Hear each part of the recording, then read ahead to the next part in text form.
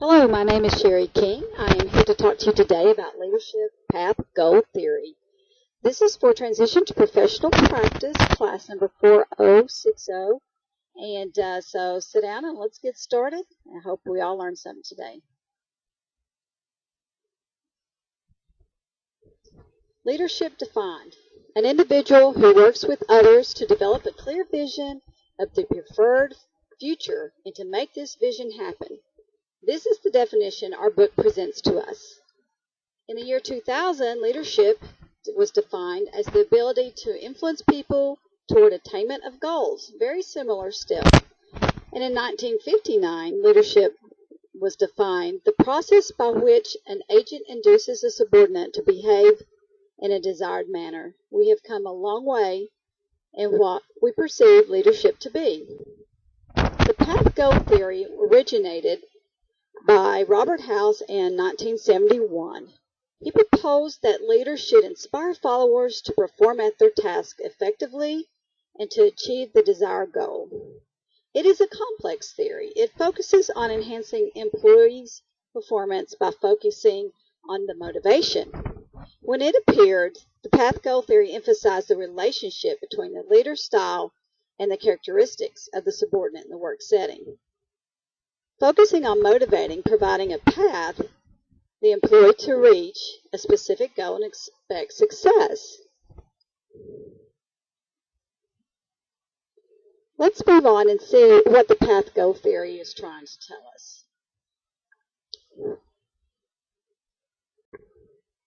What is the scope of path goal theory?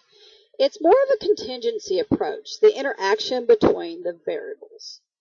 It's a situational leadership, meaning that one complication within the floor that would need to be solved would require special leadership skill or behavior.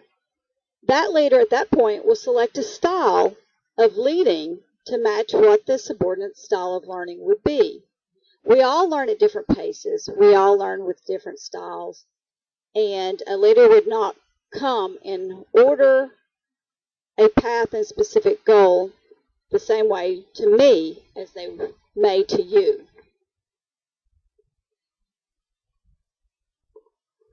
A good leader should always know which style to practice and when. It's kind of like a game of chess. Each piece moves differently. Some move up 2, over 1 to the left. Some move the whole way, but only in a straight line. And a good leader knows which one to use at each particular response. Now, transactional leadership goes along with the path goal theory in the way that this leadership is known more of a managerial type leadership. We're all kind of used to that. Somewhere along the line, we've worked for one of the fast food restaurants, and we pretty much was laid out our task to do. And if my job was to put on the cheese and somebody else's job to put on the lettuce and tomato, it became more of a group effort. A transactional leadership is a style where the leader promotes compliance of his followers and that they respond to each either situation or crisis with a plan for a solution. And they motivate you by appealing to your own self-interest. There is reward and punishment in transactional leadership. We all experience that at our jobs. If you're late more than 5 times, you're written up. If you clock out more than 30 minutes late, you have to have permission. There seems to be more punishment than rewards these days. But in the path goal theory, this is the simple definition for transactional. Transformational leadership is more proactive. It is a leadership style that focuses on teamwork also. But as an RN, teamwork is very essential for a positive patient outcome. So the transformational leadership is important in our work. Subordinates achieve the goal through higher ideals and higher values. They are motivated by others. They're encouraging to put the good of the group first over self. Who's the group, though? Is it the other nurses? or it could be the patients on the floor for that day. The entire team has to agree on the importance of the task. The RN that is trained to recognize and use that path goal theory will definitely delegate more effectively patient care tasks.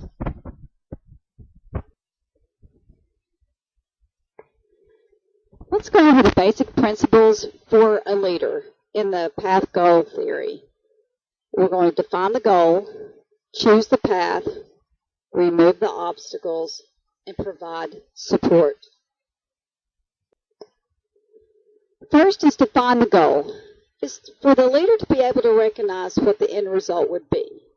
And in our book, we have a SMART theory that we could actually use to step our way to what that goal is supposed to be.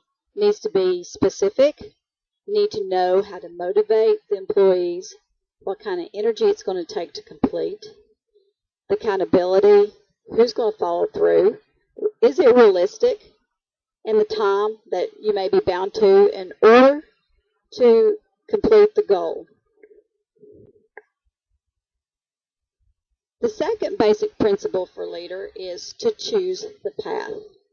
The leader is not locked into a specific style.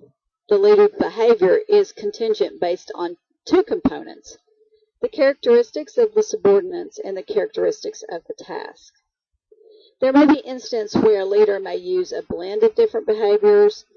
The leader should adapt their behavior to the situation and use motivation for their workers. A leader should always delegate without doubt. It's very important. And as an RN, we all have to be able to delegate, and we have to be able to make that split decision at the time that patient care is needed.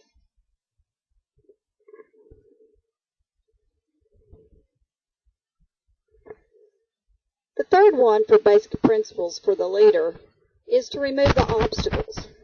Subordinates that is not a team player, supplies maybe not accessible when needed. These are all examples of obstacles. Time is an obstacle. Lack of confidence in one particular employee to delegate. Lack of skills needed to complete a task. Not enough funds. To give some examples, not enough funds. You've been asked to take extra call, but we're not going to give you any more money for doing it. Lack of skills needed.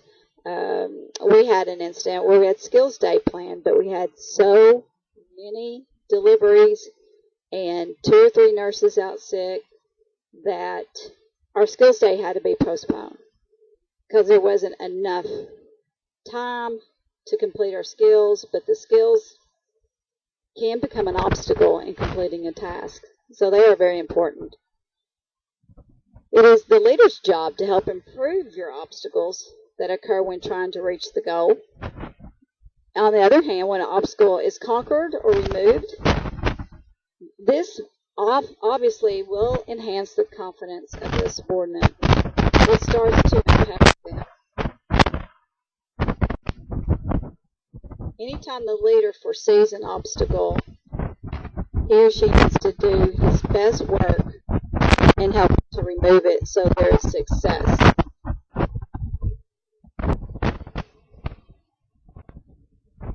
And the fourth basic principle for the leader is to provide support by supporting others. Quote, a person is a leader if they provide assistance and support to others. And by participating in the process, a leader will encourage and is supported to employees to participate in the process on which path to reach the goal. And to be able to throw that lifeline if the leader sees that the subordinate needs help and they can reach out and be a part of the team. It almost resembles like a consideration behavior and to help to compensate for any deficiencies. And that's how you make up the team effort. Being friendly and approachable as a leader is important. Attending to the well-being and human needs of each employee, being supportive will go a long way. And when we see our leaders go out of their way to make work more pleasant for employees or treat them as equal, it makes a difference.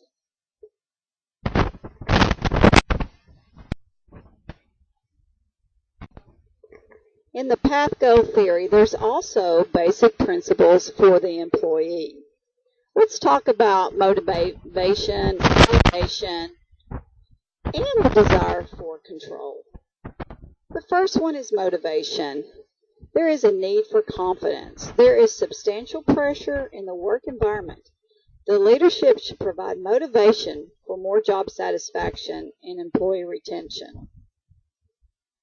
Here again, the path goal theory is very complex. What motivates one employee would not do anything or much, if anything, for another. But as an RN, many of us are all self-motivators. We take the initiative to accomplish the goal in most cases and take minimal path guidance, but only when we need it. Obviously, if we've signed up for an online class, we do have initiative and we do want to accomplish a goal. And we know that there will be times when we have to heavily rely on a leader, but we like to be good delegators. The job requires it.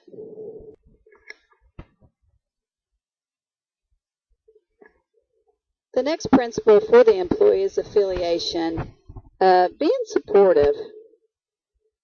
Being supportive, employees, they pay high attention to the team's needs and well-being.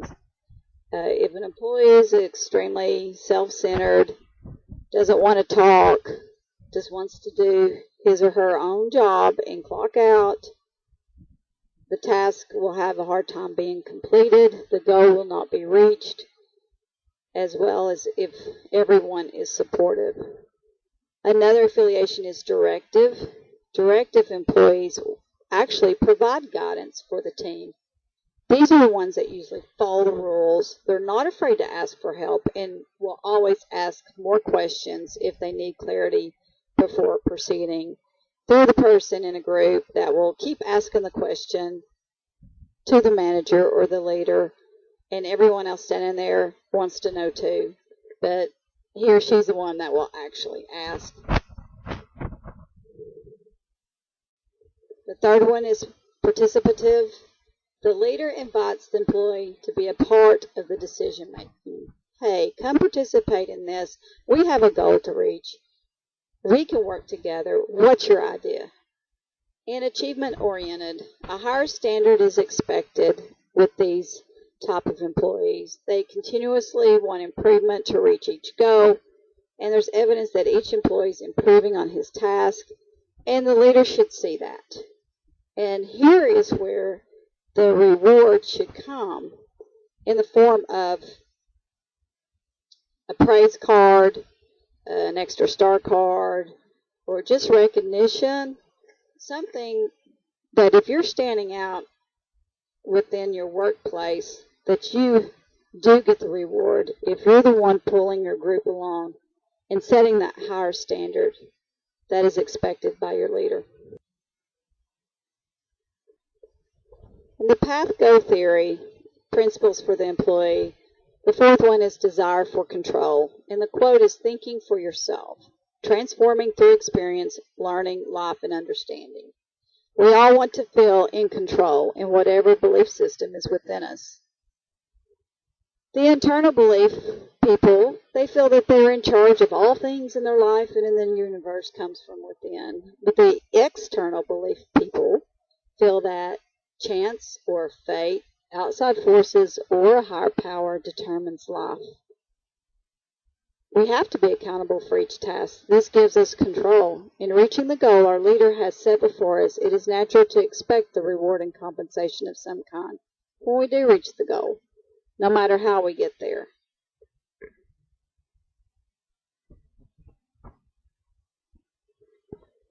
Path goal theory additions. So in 1996, Robert House decided to add 4 more additional behavior classes for his path goal theory. We went over directive, supportive, participative, achievement oriented.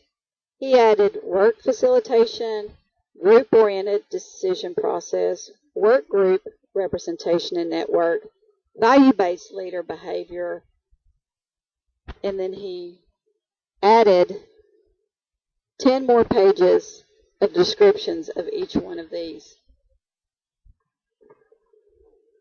So now it's really a complex theory. But all in all, it focuses on enhancing employees' performance by focusing on the employee's motivation and for the leader to find different styles so she or he can work with each employee effectively.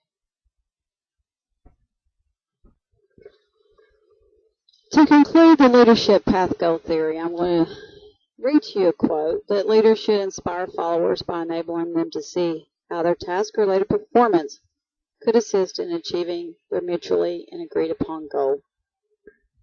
It is unrealistic to think that one leader can master all 8 of the classes of behavior under House's path goal theory, but as an RN, we know that successful leadership is imperative to giving excellent patient care and having job satisfaction and even having employee retention. Leadership skills should be taught early as possible during nursing school.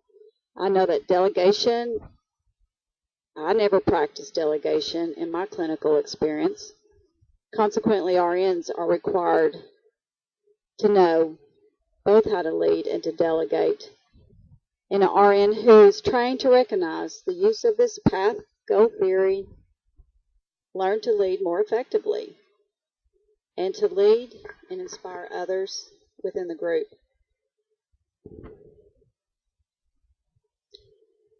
Thank you for listening to my presentation. I'm going to cycle through my reference pages.